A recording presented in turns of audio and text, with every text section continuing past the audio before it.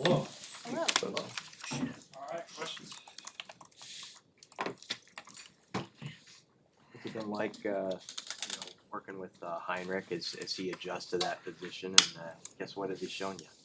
It's been great. I mean, it's a total different game that he's playing now than he's played his whole life playing quarterback. Just the physicality of it and the bodies and being, at the line of scrimmage. He's working hard every day and he keeps getting better every day. But, I love the way that the way he's trending right now is where I thought he would be. What was the end of last season like for you? I mean, it was interesting. It didn't actually go the way that I wanted it to go, obviously for myself, but it was good to see our team get to a bowl game, win a bowl game. It was good. Everything happens for a reason, and I like where we are today. Many people, after experiencing something like that, wouldn't want to come back. Why did you want to come back? It's a great question. We preach every day there's going to be adversity, and what happened to me is no different than a player getting benched or having to go from first team to second team. It's no difference. And I believe in this place. I believe in Nebraska. I believe in everything. When I came here, I still believe it. We got great things ahead of us. I think we can do it, and I wanted to be a part of it. I wanted to finish what we started. And I thought it'd be a great example for our guys just to see when you go through some hard stuff, like practice what you preach and just keep coming to work and keep giving it your best every single day. How have you seen the staff mesh together since Dana came in? How's it work? It's great. It's great. Everybody's on the same page and work hard every day, and I love where we are.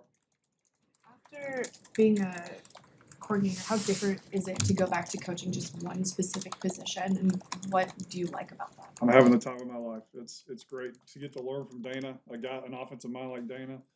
I get to coach the greatest position in football, the tight end, which you get to run, you get to run block, you get to pass, you get to catch balls. Like you get to coach the whole game, and it's got a really good room. We're a very close room, and again, I'm happier now than I've ever been in coaching. Is there like an aspect of that you maybe took for granted before, but now you like more about it? Not really. It's just coaching football.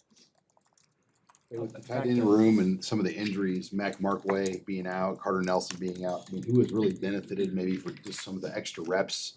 All the young guys. I mean, you got Danny King, Eric Ingerson, Caden Ectornott, Heinrich, getting reps. It's been good for those guys just to get the amount of reps they've gotten and see the development that's taking place. Did you get a good look at Mark Way at all to kind of know what he can give you when he does come back? I didn't. I mean, it was literally like the fourth or fifth play that he was out there. But he's moving around a little bit. He can't do anything in practice, but just watch him move around. Just big, physical, explosive guy. Very smart, very intellectual football. He's eat up with the game of football. He studies the game of football. So he's fun to have in our meeting rooms. Back to Heinrich, with the blocking portion of him as he transitions to that part of his game, how have you seen him grow in that area, and what kind of potential do you think of Heinrich as a run blocker? He just had 2 good blocks out there today. I think he just keeps getting better. It's a total different football game that he's playing, and it's easy just to say, hey, you're going to get inside landmark, put your hat and hands on him, and put your face in the block. It's hard to do it, so we just have to keep putting him in those situations. I think by the time the season gets here, he'll be just fine. He's better today than he was yesterday, so just constantly doing it every day is going to get him to where he needs to be. You ever had a situation like that in your career when you worked with a guy at one position and then you kind of got to be with him as he made a transition to that other spot? I haven't. No, this is the first. What's the next step for Lyndon Meyer, and how did you see his confidence grow throughout last season as it progressed? I mean, he's taken a step as a leader on not just in our room, but and not just on the offense, but the overall football team. He does everything the right way, socially, academically, personally. He's a pro, comes to work every day. He leads our young guys. He coaches our young guys. Football is important to him. Nebraska is important to him. So I think he's trending in a direction that the world is his oyster at this point. He can make whatever he wants of it. Carter Nelson's not here right now, but he's yours, right? Yes. And what's the long-term outlook with him? We're going to make him the best tight end he can possibly be. He weighed 238 pounds this week. So, he's putting on the weight. He looks great. Again, he's in every meeting with us, so he's learning like the mental aspect of playing tight end. You know, he's caught up and he's exactly where he needs to be. It's just, you know, getting whenever we can get him back out here, just the physical stuff that comes along with the position. But he's so athletic and big and explosive. I can't wait to you know get him going at a true tight end spot. Did you have to fight for him to stay in your room, or was Daniel like tight end? Yeah, I mean, again, he's only going to get bigger and bigger and bigger, and so a guy like that with his size and speed and athleticism could be very dangerous when linebackers and safeties have to cover him. This staff is bigger, just in size, number of coaches than probably anything that anybody here has been a part of outside of the NFL. How have you seen Coach Rule be able to have more freedom with what he does day to day, practice meetings, as a result of that? I think that Dana's got us, and Coach Butler's got the defense. I think Coach made a really good point a couple weeks ago. Dana's trying to build the best offense that we can have. Coach Butler's trying to build the best defense that he can have, and Coach Rule's responsible to build the best team. And I think it's really freed him up just in the team meetings, and just he's able to not have to worry about 10 different things. He's just worried about the team and developing the team. And I think that's been a really good thing, really, this offseason.